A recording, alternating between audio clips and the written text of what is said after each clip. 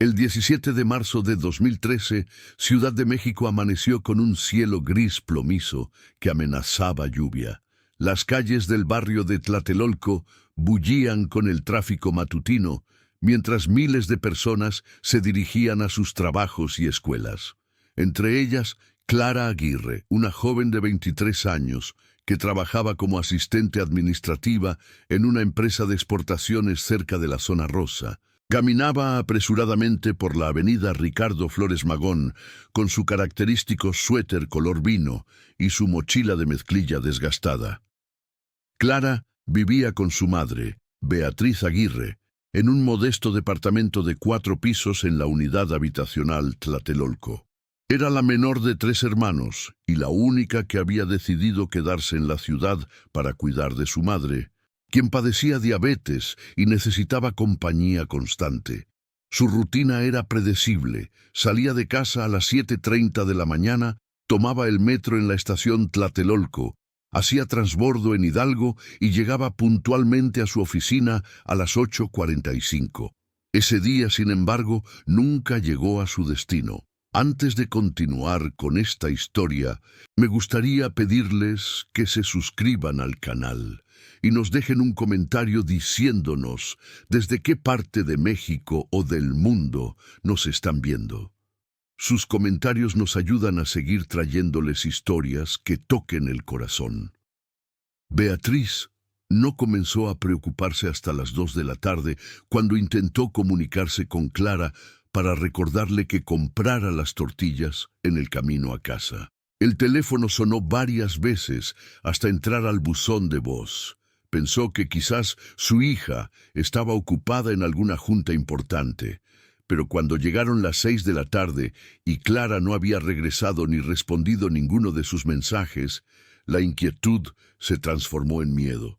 Beatriz llamó a la oficina y le informaron que Clara nunca había llegado esa mañana. No había llamado para reportarse enferma ni había enviado ninguna explicación. Con las manos temblorosas, Beatriz marcó al celular de su hijo mayor, Roberto, quien trabajaba como mecánico en un taller de Azcapotzalco. Roberto llegó al departamento en menos de 1 hora, con el rostro tenso y la mandíbula apretada. Juntos comenzaron a hacer llamadas. Contactaron a las pocas amigas que Clara tenía. Visitaron el hospital general más cercano. Recorrieron las calles del trayecto habitual de su hija. Nadie había visto nada. Era como si la tierra se la hubiera tragado entre su casa y la estación del metro. A las 10 de la noche, Roberto y Beatriz se presentaron en la Fiscalía Central de Investigación para Delitos de Personas Desaparecidas. El edificio, ubicado en la colonia Doctores, tenía un aspecto intimidante con sus paredes grises y su iluminación fluorescente parpadeante. Los recibió un agente del Ministerio Público de apellido Cardona, un hombre de mediana edad con ojeras profundas y un tono de voz que denotaba cansancio acumulado de años. Cardona les pidió que llenaran un formulario extenso mientras les hacía preguntas rutinarias.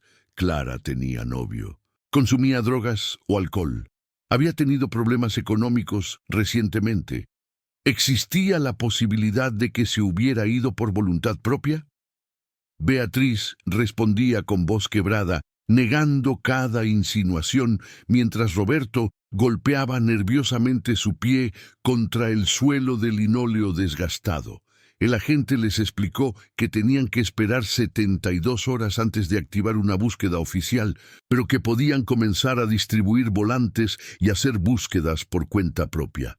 Durante los siguientes días, la familia Aguirre se convirtió en una máquina de búsqueda. Roberto faltó a su trabajo para pegar carteles con la fotografía de Clara en cada poste y pared disponible en un radio de 10 kilómetros. La imagen mostraba a Clara sonriendo en la fiesta de cumpleaños de su sobrina, con el cabello castaño recogido en una coleta alta y sus ojos color miel brillando de alegría. Bajo la foto, el texto rezaba: desaparecida. Clara Aguirre, 23 años. Última vez vista el 17 de marzo de 2013 en Tlatelolco. Cualquier información, comunicarse al siguiente número. Mercedes, la hermana mediana de Clara, llegó desde Puebla donde trabajaba como enfermera. Se instaló en el departamento familiar y se dedicó a coordinar con organizaciones de familias de desaparecidos. Descubrió un mundo subterráneo de dolor que desconocía. Grupos de WhatsApp llenos de rostros perdidos, madres que llevaban años buscando a sus hijos, carpetas repletas de casos sin resolver. Una de estas mujeres, Guadalupe Montiel, quien buscaba a su hija desde hacía 5 años, se convirtió en su guía y mentora en este doloroso camino. Las semanas se convirtieron en meses. La investigación oficial avanzaba con una lentitud desesperante. El agente Cardona había revisado las cámaras de seguridad del metro y encontró imágenes borrosas de Clara entrando a la estación Tlatelolco a las 7:42 de la mañana. La vieron descender al andén, esperar el tren con los audífonos puestos, y luego las imágenes se cortaban abruptamente debido a una falla técnica en el sistema de grabación. No había registro de ella saliendo de esa estación ni entrando en ninguna otra del sistema. Los investigadores interrogaron a los empleados del metro que trabajaban ese turno.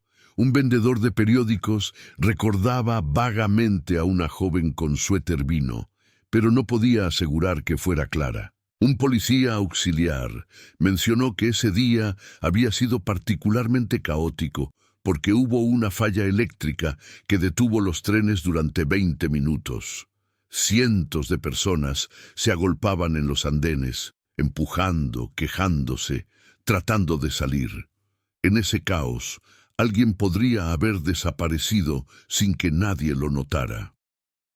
Beatriz dejó de comer adecuadamente. Su diabetes se descontroló y tuvo que ser hospitalizada en 2 ocasiones. Desde su cama del hospital seguía haciendo llamadas, contactando a reporteros, suplicando que no olvidaran el caso de su hija.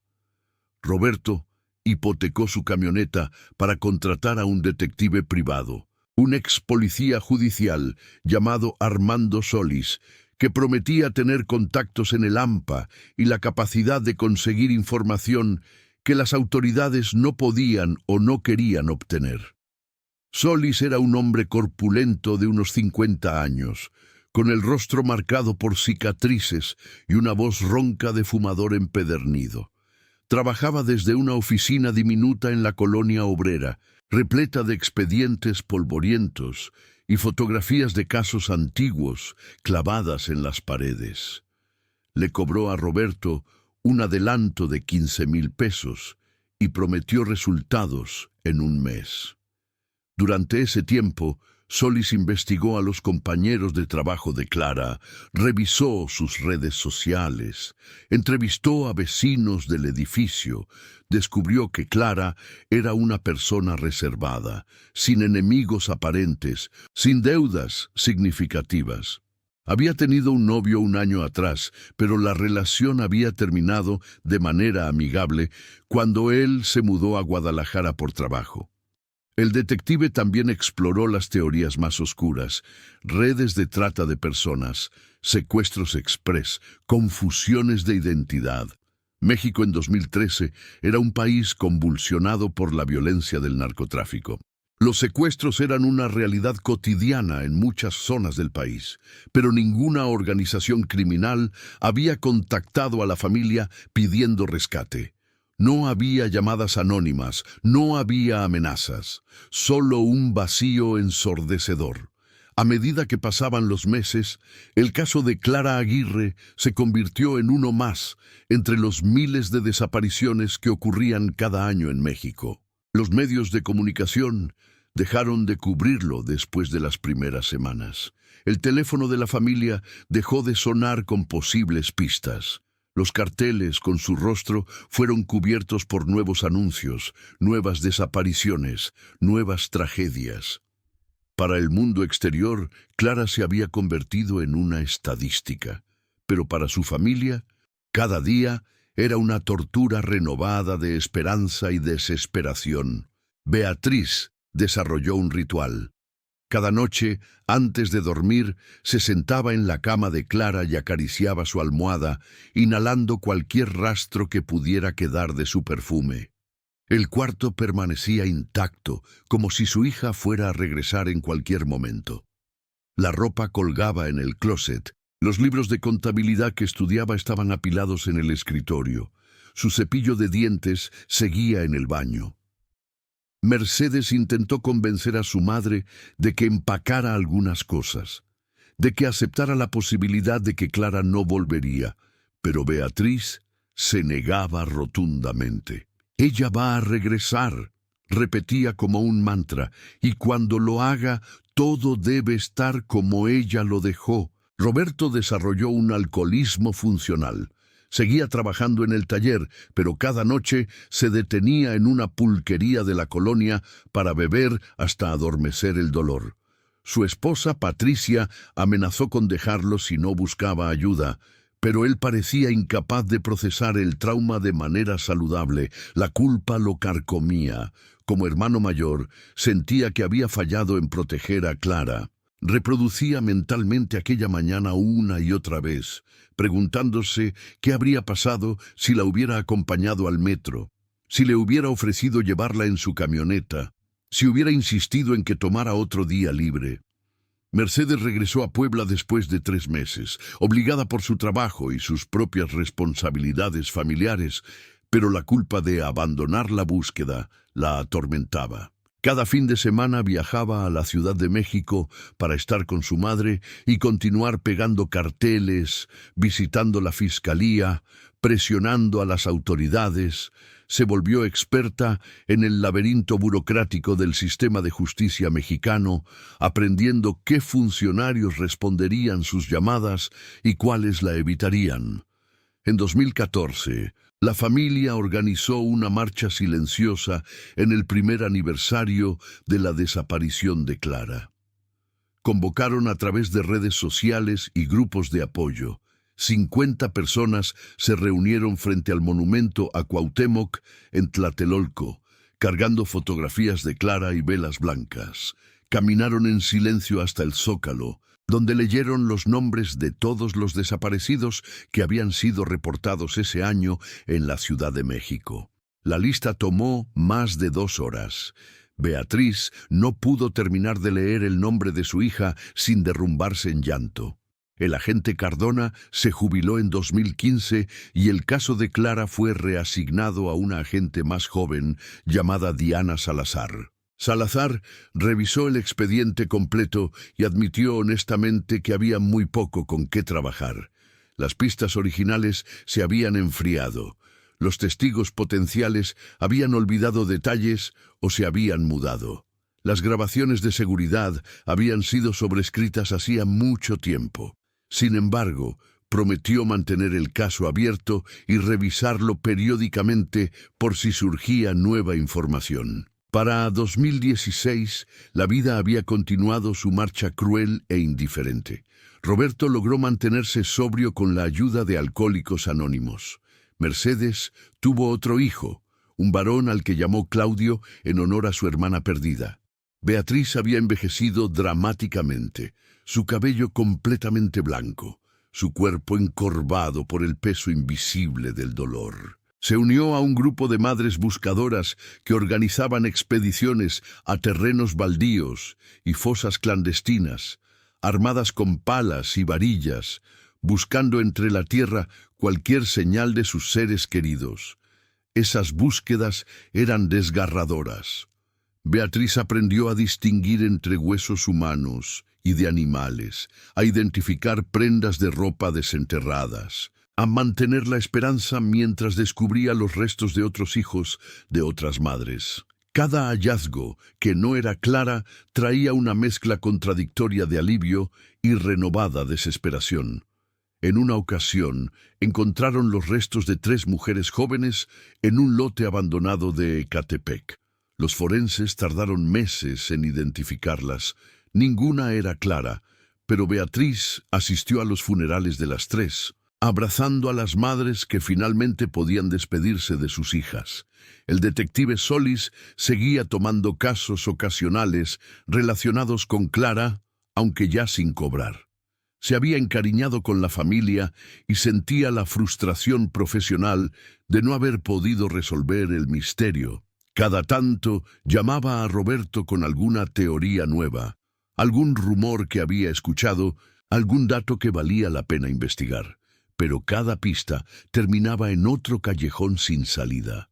En 2017, 4 años después de la desaparición, surgió un momento de esperanza cuando una mujer que trabajaba en un refugio para víctimas de trata en Tijuana contactó a la familia. Había recibido a una joven que se parecía vagamente a Clara y que no recordaba su nombre ni de dónde venía. La familia viajó inmediatamente a Tijuana, con el corazón latiéndoles en la garganta. Pero cuando llegaron al refugio y vieron a la joven, supieron de inmediato que no era Clara. Era alguien más, otra hija perdida de otra familia, con su propia historia de trauma y supervivencia. El episodio dejó a Beatriz devastada durante semanas. Había permitido que la esperanza floreciera nuevamente y la decepción fue aplastante. Mercedes tuvo que tomar licencia en su trabajo para quedarse con su madre, quien dejó de comer y hablar durante días. Roberto consideró seriamente abandonar la búsqueda. «Quizás es hora de aceptar que nunca sabremos qué pasó», le dijo a su esposa una noche. Pero Patricia, quien se había convertido en un pilar silencioso de fortaleza para toda la familia, le respondió: «Mientras tu madre siga respirando, seguirá buscando, y tú no puedes abandonarla». Para 2018, 5 años después de la desaparición, la familia había aprendido a vivir con un duelo que no terminaba nunca. No era la muerte, con su terrible pero definitiva conclusión, sino una herida abierta que nunca sanaba completamente. Beatriz había encontrado cierto consuelo en ayudar a otras familias que recién comenzaban su búsqueda, compartiendo recursos, contactos, estrategias de supervivencia emocional.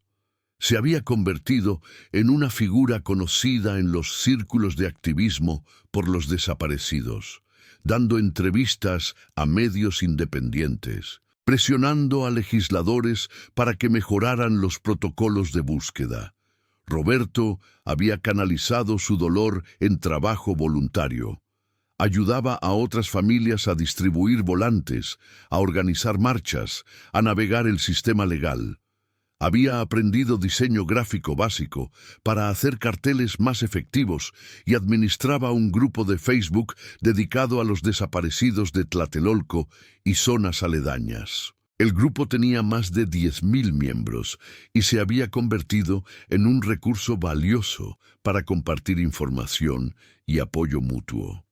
Mercedes había vuelto a estudiar, tomando cursos en línea sobre criminología y derechos humanos. Sentía que si no podía encontrar a su hermana, al menos podía contribuir a cambiar el sistema que había fallado tan rotundamente.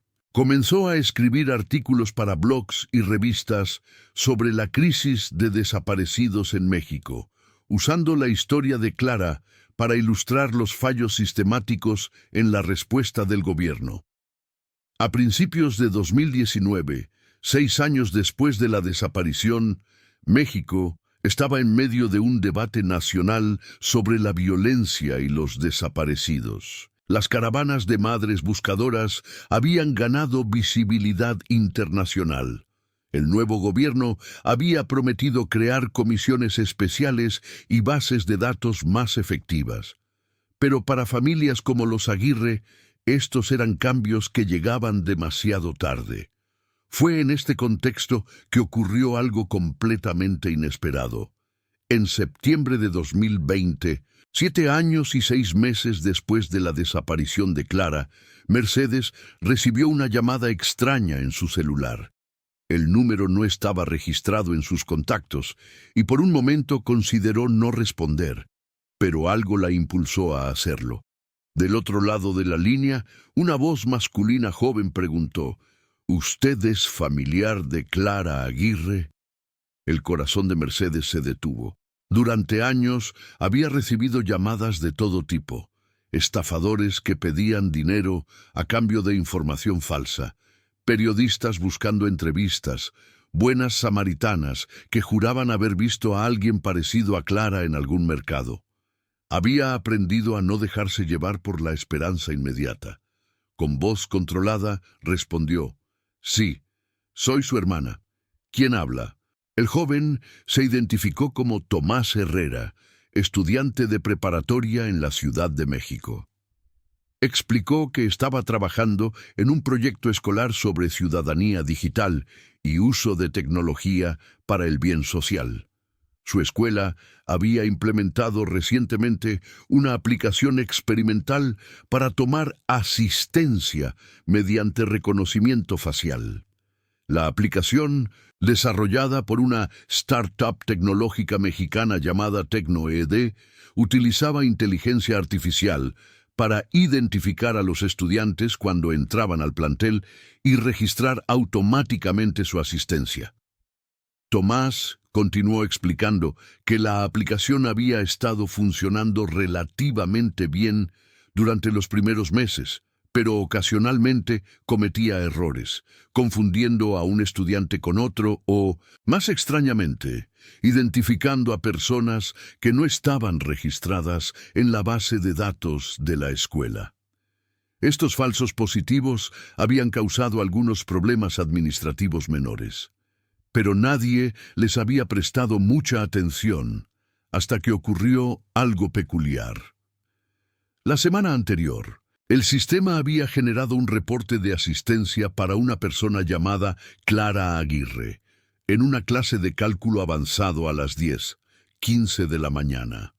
El problema era que no había ninguna alumna con ese nombre inscrita en la preparatoria.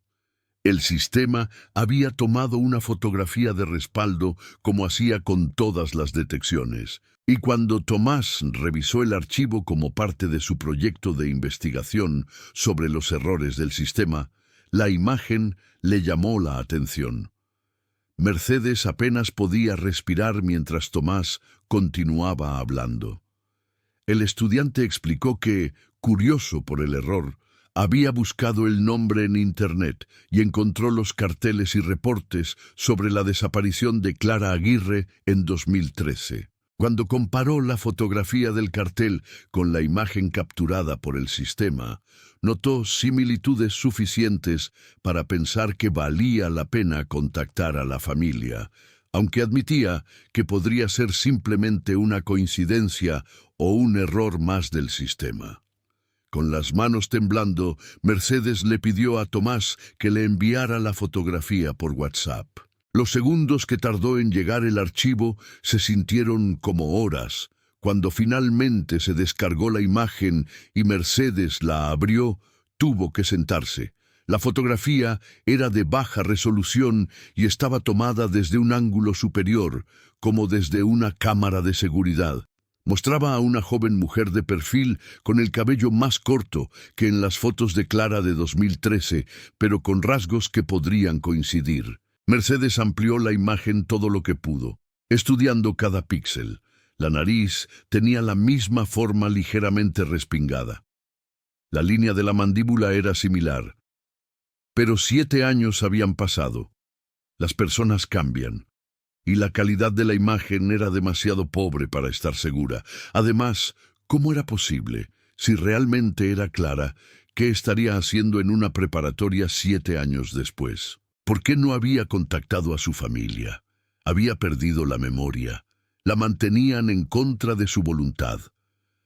Mercedes llamó inmediatamente a Roberto, quien dejó todo en el taller y condujo directamente a Puebla. Juntos, examinaron la fotografía durante horas, comparándola con docenas de imágenes de Clara de antes de su desaparición. Roberto estaba convencido de que era ella. «Mira los ojos. Mercedes, esa es Clara, lo sé». Pero Mercedes era más cautelosa. Había experimentado demasiadas falsas alarmas como para dejarse llevar completamente por la emoción. Decidieron no decirle nada a Beatriz hasta tener más información. Su madre no podría soportar otra decepción. En su lugar, contactaron directamente con la preparatoria donde Tomás estudiaba. Era una institución privada de prestigio en la Colonia del Valle. La directora, una mujer llamada Laura Esquivel, los recibió con cierta reticencia. Estaba preocupada por las implicaciones legales y de privacidad de la situación. Roberto y Mercedes le explicaron todo el caso, mostrándole el expediente de la desaparición, los reportes policiales, los artículos de periódico. La directora Esquivel se conmovió visiblemente y accedió a cooperar dentro de los límites de lo legal. Les mostró cómo funcionaba el sistema de reconocimiento facial. La aplicación había sido instalada en todas las entradas del edificio y en algunos salones. Cuando detectaba un rostro, lo comparaba con la base de datos de estudiantes y personal.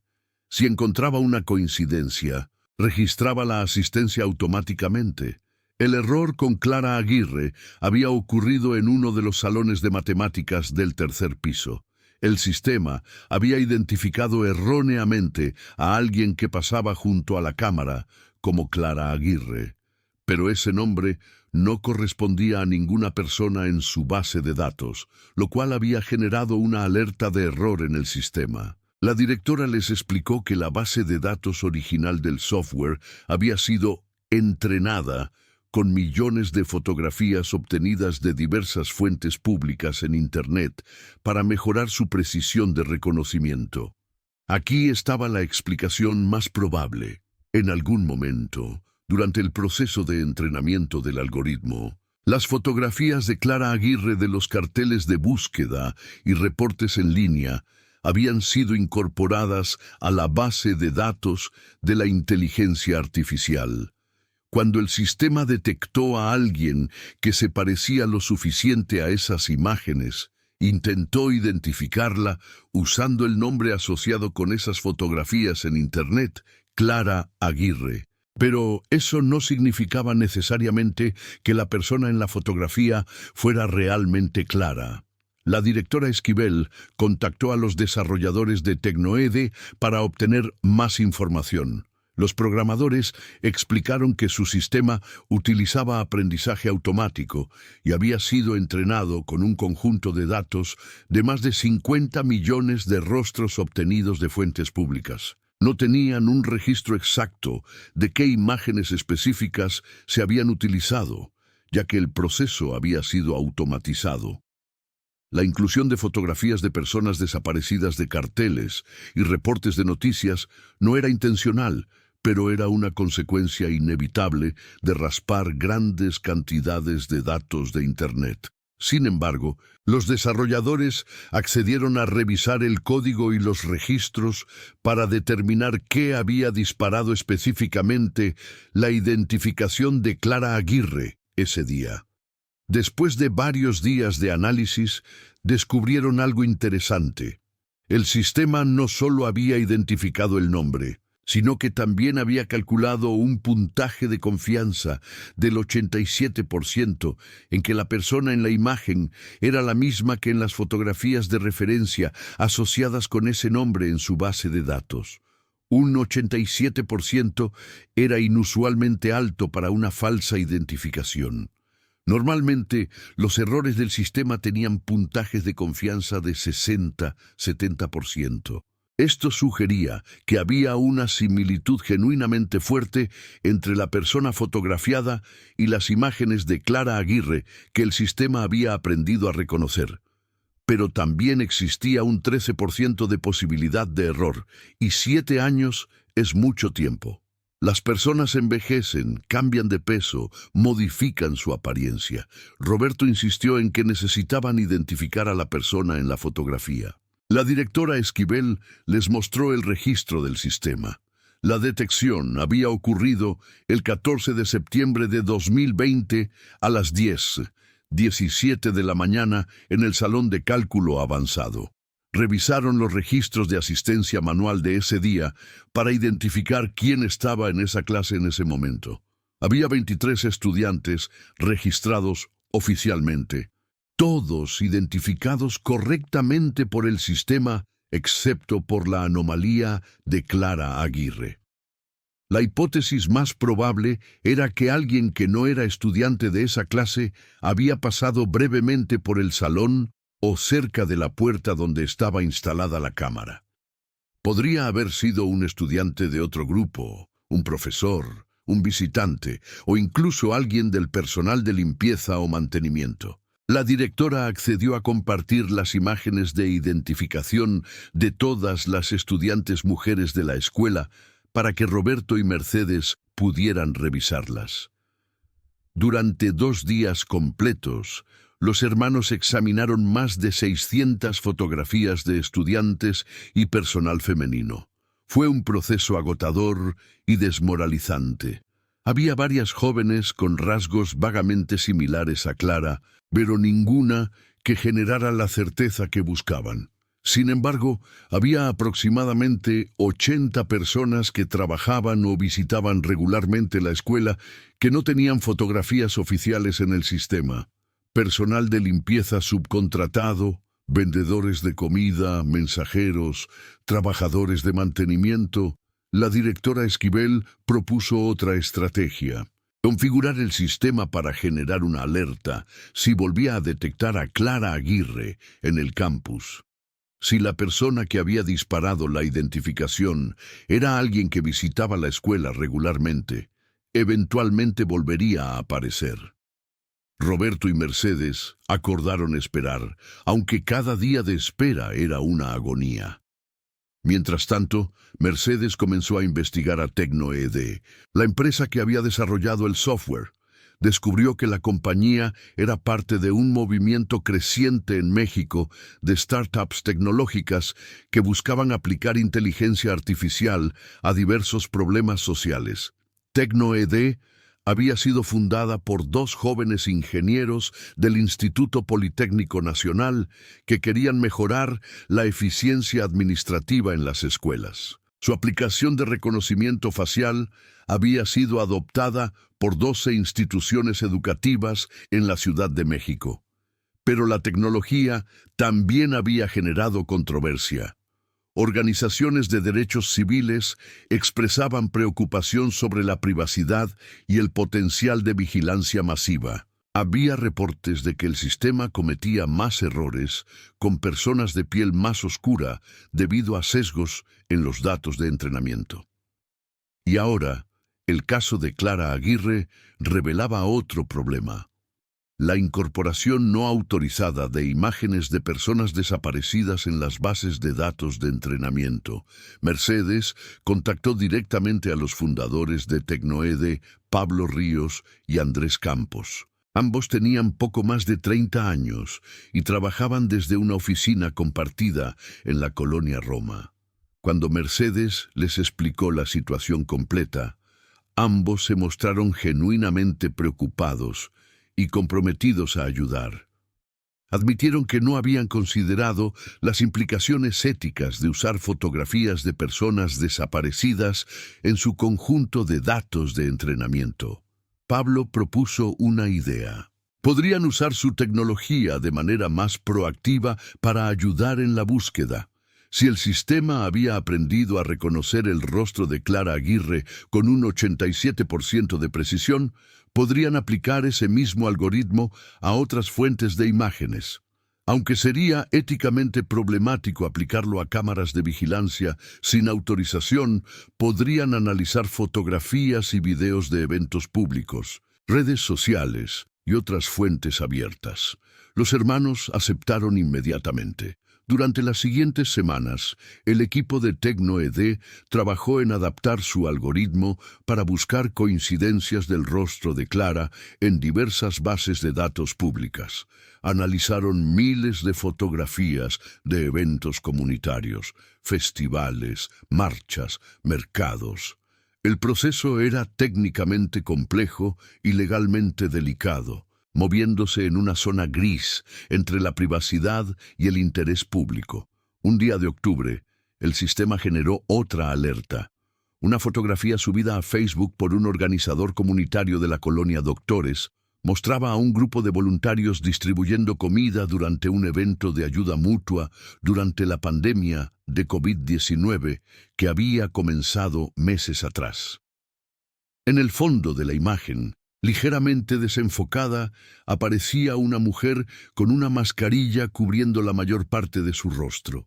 Pero sus ojos, su forma de cabeza y su postura corporal habían generado una coincidencia del 79% con Clara Aguirre. Roberto contactó inmediatamente al organizador del evento, un activista social llamado Ernesto Padilla. Ernesto recordaba el evento claramente. Había sido el 3 de octubre en un comedor comunitario que operaba desde el sótano de una iglesia local. Explicó que docenas de voluntarios habían participado ese día, muchos de ellos personas sin hogar o en situación de vulnerabilidad a quienes también estaban ayudando. No conocía personalmente a todos los que aparecían en la fotografía. Mercedes y Roberto visitaron el comedor comunitario de inmediato. El padre Joaquín García, quien administraba el lugar, los recibió con amabilidad. Era un hombre mayor, de unos 65 años, con cabello gris y una sonrisa compasiva que había visto demasiado sufrimiento humano. Cuando le mostraron la fotografía y le explicaron quién estaban buscando, estudió la imagen cuidadosamente con sus anteojos de lectura. «Hay muchas personas que vienen y van», dijo el padre Joaquín con voz suave. «Algunos dan sus nombres, otros prefieren permanecer anónimos. Durante la pandemia hemos visto un aumento terrible en la cantidad de personas necesitadas, familias enteras que perdieron sus empleos, jóvenes que no tienen a dónde ir. Tratamos de no hacer muchas preguntas para no alejar a quienes necesitan ayuda». Roberto le mostró las fotografías antiguas de Clara, las de antes de la desaparición. El padre Joaquín las estudió en silencio durante un largo momento. Luego asintió lentamente. «Hay una mujer que viene regularmente, 2 o 3 veces por semana. Ayuda con la preparación de alimentos y la distribución. Nunca ha dicho su nombre. Es callada, evita el contacto visual, pero es trabajadora y confiable. Por su comportamiento, siempre asumí que estaba pasando por algún tipo de trauma o dificultad personal». El corazón de Mercedes latía tan fuerte que pensó que podría escucharse en todo el recinto. «¿Puede describirla?». El padre Joaquín cerró los ojos, recordando. «Quizás 30 años, delgada, cabello castaño cortado debajo de las orejas. Siempre usa ropa holgada, nada que llame la atención. Tiene una cicatriz pequeña aquí». Tocó su propia ceja izquierda. Mercedes sintió que el suelo se movía bajo sus pies. Clara tenía una pequeña cicatriz en la ceja izquierda desde la infancia, resultado de una caída de bicicleta. Era un detalle que pocas personas conocían porque normalmente quedaba oculta por el cabello. «¿Cuándo viene normalmente?» «No hay un patrón fijo», admitió el padre Joaquín. «A veces viene por las mañanas, a veces por las tardes. He notado que tiende a aparecer más seguido los martes y jueves, pero no es una regla. Era lunes». Decidieron que Mercedes y Roberto se turnarían para vigilar el comedor comunitario. Esta vez no le dirían nada a Beatriz hasta estar absolutamente seguros. El martes por la mañana, Roberto llegó al comedor a las 7, antes de que abrieran. Se sentó en un café al otro lado de la calle, con vista clara a la entrada. Las horas pasaron con una lentitud tortuosa. Decenas de personas entraron y salieron, pero ninguna que se pareciera a Clara. El miércoles fue el turno de Mercedes. Llegó aún más temprano, a las 6:30, y permaneció vigilante toda la mañana. A las 11, cuando ya estaba considerando tomar un descanso, vio a una mujer aproximarse caminando por la acera. Llevaba jeans desgastados, una sudadera gris con capucha y una mochila pequeña en el hombro. Su cabello era más corto, su cuerpo más delgado, su forma de caminar más cautelosa que la Clara que recordaba. Pero algo en la manera en que movía las manos, un gesto característico que Mercedes había visto miles de veces, hizo que su respiración se detuviera. Mercedes salió del café y cruzó la calle, su corazón latiendo tan fuerte que apenas podía oír nada más. La mujer estaba a punto de entrar al comedor cuando Mercedes la llamó. «¿Clara?» La mujer se congeló. Por un momento infinito, permaneció completamente inmóvil, de espaldas a Mercedes. Luego, muy lentamente se volteó. Y Mercedes lo supo. A pesar de los 7 años, a pesar del peso perdido, a pesar del cabello diferente y la ropa gastada, esos ojos color miel eran inconfundibles. Era Clara. El rostro de Clara pasó por una secuencia rápida de emociones. Shock, miedo, confusión y finalmente algo que parecía ser reconocimiento. Sus labios se movieron, pero no salió ningún sonido. Mercedes se acercó lentamente, con las lágrimas corriendo por sus mejillas. «Clara, soy yo, soy Mercedes, tu hermana». Clara comenzó a temblar. Sus ojos se llenaron de lágrimas y parecía estar luchando consigo misma entre el impulso de correr y el de quedarse. Mercedes extendió su mano lentamente, sin acercarse demasiado, dándole espacio. «No tienes que explicar nada ahora. Solo necesito que sepas que mamá y Roberto y yo te hemos estado buscando durante 7 años. Te extrañamos, te amamos y queremos ayudarte, sea lo que sea que haya pasado». Clara finalmente habló, su voz apenas un susurro ronco, como si no hubiera hablado mucho en mucho tiempo. «Yo no puedo. Ella no puede saber». «¿Quién no puede saber?», preguntó Mercedes suavemente. «Clara, ¿alguien te está haciendo daño? ¿Alguien te amenazó?». Pero Clara sacudió la cabeza violentamente y comenzó a retroceder. El padre Joaquín había salido al escuchar la conmoción y se acercó con cautela, evaluando la situación.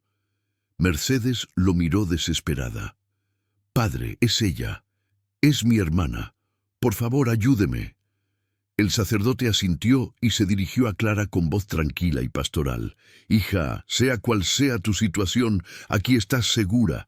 Nadie va a obligarte a hacer nada. Pero tu hermana ha venido desde muy lejos buscándote. Al menos, ¿podrías hablar con ella un momento?». Clara miró entre el padre Joaquín y Mercedes, sus ojos llenos de terror y confusión. Finalmente, casi imperceptiblemente, asintió. El padre los guió a los 3 al interior del comedor, a una pequeña oficina privada en la parte trasera. Era un espacio humilde con un escritorio viejo, algunas sillas desparejadas y un crucifijo en la pared. Mercedes se sentó frente a Clara, luchando contra el impulso de abalanzarse y abrazarla. Tenía que ir despacio, darle espacio, no asustarla. «Clara, toda la familia ha estado buscándote desde el 17 de marzo de 2013. Mamá está. Mamá ha envejecido tanto buscándote. Roberto hipotecó su camioneta para contratar investigadores. Hemos estado en marchas, hemos distribuido miles de volantes, hemos buscado en fosas. Por favor, solo dime, ¿qué pasó? ¿Dónde has estado?». Clara se abrazó a sí misma, temblando. Cuando habló, su voz era apenas audible. «No puedo volver, no puedo verlos, es mejor así». «¿Por qué?». Mercedes sintió su corazón romperse. «Clara, nada de lo que hayas hecho o que te haya pasado cambia el hecho de que eres nuestra familia y te amamos». Las lágrimas de Clara caían libremente ahora. «Ustedes no entienden. Yo. Ese día en el metro. Algo pasó. Algo terrible. Y después, no podía enfrentarlos». Mercedes se acercó un poco más, su voz llena de compasión. «¿Qué pasó, hermana? Sea lo que sea, podemos manejarlo juntos». Clara comenzó a hablar entre sollozos, las palabras saliendo en fragmentos rotos. «Ese día de marzo de 2013, Había llegado a la estación Tlatelolco como siempre, pero mientras esperaba en el andén, un hombre se le había acercado. Era bien vestido, de mediana edad, con un traje gris. Le preguntó direcciones para llegar a cierta oficina gubernamental. Clara, siempre educada, le estaba explicando cuando el hombre le mostró una placa de identificación oficial y le dijo que necesitaba que lo acompañara para responder algunas preguntas sobre un caso de fraude en su empresa. Clara se había asustado. No había hecho nada malo, pero la autoridad del hombre y su tono serio la intimidaron. La guió fuera de la estación hacia un vehículo estacionado afuera. Fue solo cuando estaban en el coche, moviéndose por el tráfico de la ciudad, que Clara comenzó a sospechar que algo no estaba bien. El hombre no la estaba llevando a ninguna oficina de gobierno. Intentó bajar del coche en un semáforo, pero él la agarró del brazo con fuerza dolorosa. La llevaron a una casa en una colonia que no reconoció. Había otros hombres allí. Durante los siguientes días, Clara vivió en un estado de terror absoluto. Los hombres nunca la tocaron físicamente de manera sexual, pero la amenazaron constantemente. Le dijeron que su familia había pagado por su liberación, pero que antes de soltarla necesitaba ayudarlos con un trabajo. Le dieron documentación falsa y la obligaron a abrir cuentas bancarias usando identidades ficticias. Clara tardó semanas en entender que había sido víctima de un esquema de lavado de dinero. La usaban como prestanombre para mover dinero a través de cuentas bancarias que estaban a su nombre, pero que ella no controlaba. Los criminales habían elegido específicamente a personas comunes y corrientes sin antecedentes penales para sus operaciones. Clara era perfecta, joven, educada, sin historial criminal, fácil de intimidar. Le dijeron que si intentaba escapar o contactar a la policía, matarían a su familia. Le mostraron fotografías de su madre entrando y saliendo del departamento, de Roberto en su taller, de Mercedes en Puebla. Los criminales conocían sus rutinas, sus direcciones, todo. Clara estaba aterrorizada. Cooperó porque creía genuinamente que era la única manera de mantener a su familia a salvo.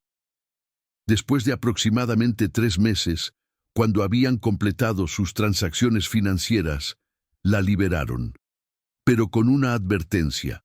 Si alguna vez hablaba con las autoridades o contactaba a su familia, ellos sabrían, la estaban vigilando y no dudarían en cumplir sus amenazas. Le dieron algo de dinero en efectivo y la dejaron en una esquina de la colonia Narvarte a las 3 de la mañana.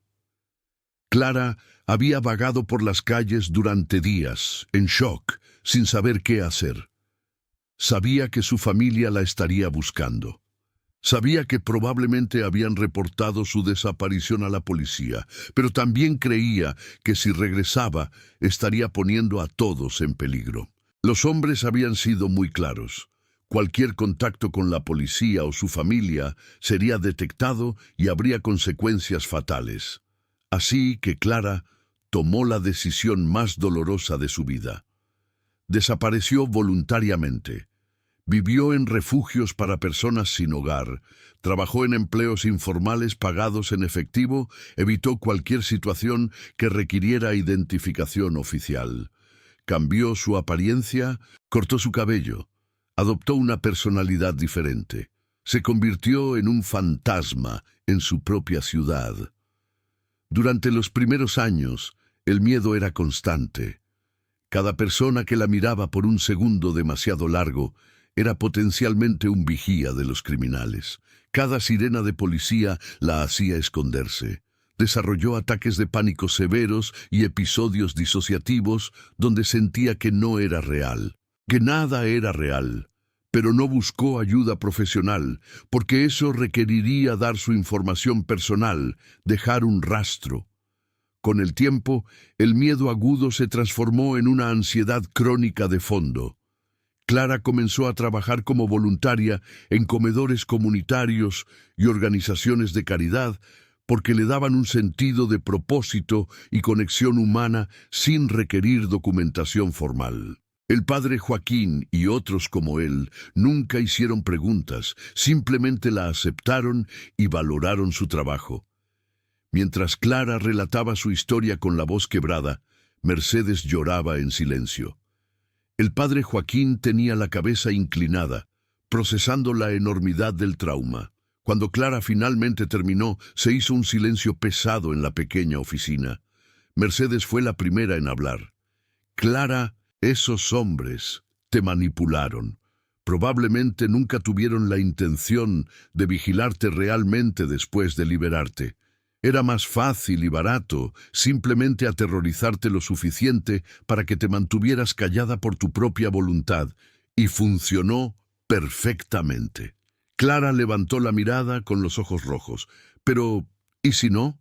¿Y si realmente están vigilando? No puedo arriesgar que le hagan daño a mamá o a Roberto o a ti. Han pasado 7 años, dijo Mercedes suavemente. Esas operaciones criminales normalmente no mantienen vigilancia a largo plazo sobre víctimas que ya no les son útiles. Es demasiado costoso y arriesgado para ellos. Y Clara, mamá está muriendo lentamente de todos modos, de tristeza, de no saber qué te pasó. ¿No es eso también un daño? El padre Joaquín intervino. Hija, he conocido a muchas personas que han pasado por traumas similares. El miedo que sientes es real, pero también puede ser desproporcionado. Existen recursos, protecciones legales. La Fiscalía tiene programas para víctimas de secuestro y extorsión.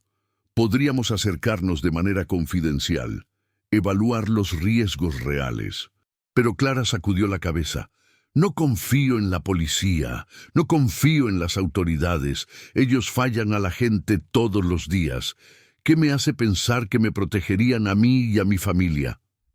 Era un punto válido, y Mercedes no tenía una respuesta fácil. El sistema de justicia mexicano había fallado espectacularmente a miles de familias de desaparecidos. ¿Por qué Clara debería confiar en él? Y sin embargo, ¿cuál era la alternativa? ¿Vivir en las sombras para siempre? Mercedes intentó otro enfoque. Clara, ¿puedo al menos decirle a mamá que estás viva? No tiene que saber dónde estás o verte inmediatamente si no quieres, pero ella merece saber que respiras, que existes en algún lugar del mundo. Eso por sí solo la salvaría. Clara consideró esto durante un largo momento. Finalmente asintió ligeramente. Pero nada más. No quiero que me busquen, no quiero que traten de encontrarme, y sobre todo, nada de policía. Mercedes aceptó, aunque sabía que sería casi imposible mantener a Roberto al margen una vez que supiera que Clara estaba viva.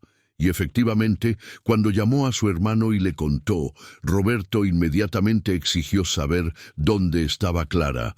Insistió en que debían reunirse esa misma noche, que había esperado 7 años y no podía esperar un segundo más.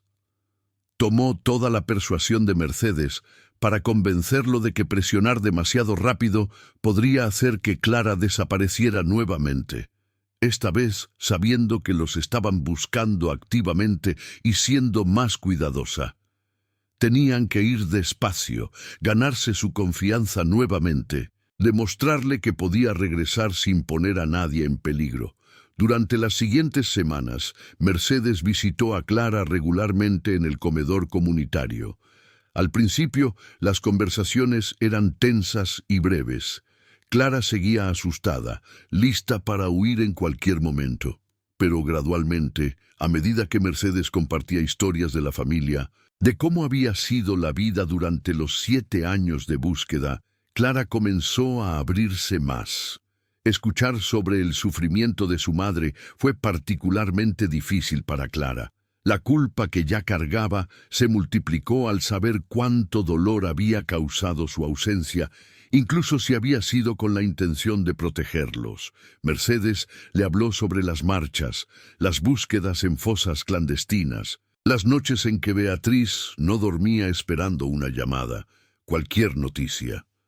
Ella nunca dejó de buscar, le dijo Mercedes. Incluso cuando todos los demás perdieron la esperanza, Mamá insistía en que estabas viva, que lo sentía en su corazón. Y tenía razón. Clara lloró mucho durante esas semanas. Era el tipo de llanto que viene de años de emociones reprimidas, de duelo no procesado, de trauma no tratado. El padre Joaquín le ofreció conexión con un terapeuta que trabajaba con víctimas de trata y violencia, alguien acostumbrado a la confidencialidad estricta. Después de mucha hesitación, Clara aceptó. La terapeuta, una psicóloga llamada Dr. Mónica Vargas, tenía experiencia trabajando con sobrevivientes de secuestro y trauma complejo. En sus sesiones con Clara, comenzó a desmantelar cuidadosamente las narrativas de miedo que habían controlado su vida durante 7 años. Le ayudó a entender que su respuesta de ocultarse había sido una estrategia de supervivencia válida en ese momento, pero que las circunstancias habían cambiado y había opciones más allá del aislamiento permanente. Mientras tanto, Mercedes había comenzado a investigar los esquemas de lavado de dinero que operaban en México alrededor de 2013.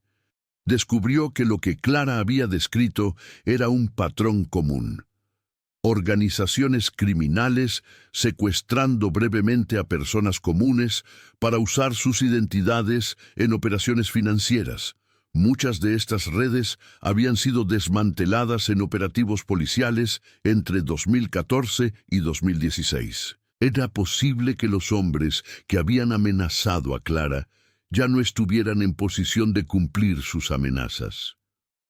Contactó discretamente con la agente Diana Salazar, quien todavía tenía el caso de Clara en sus archivos. Mercedes no reveló que había encontrado a su hermana, sino que hizo preguntas hipotéticas sobre redes de lavado de dinero activas en 2013 y su estado actual. Salazar, intrigada por el repentino interés renovado en el caso, compartió información sobre varias operaciones que habían sido desmanteladas. Una de ellas operaba específicamente en Tlatelolco y áreas circundantes, y había sido neutralizada en 2015 con múltiples arrestos. Mercedes también consultó con un abogado especializado en derechos de víctimas.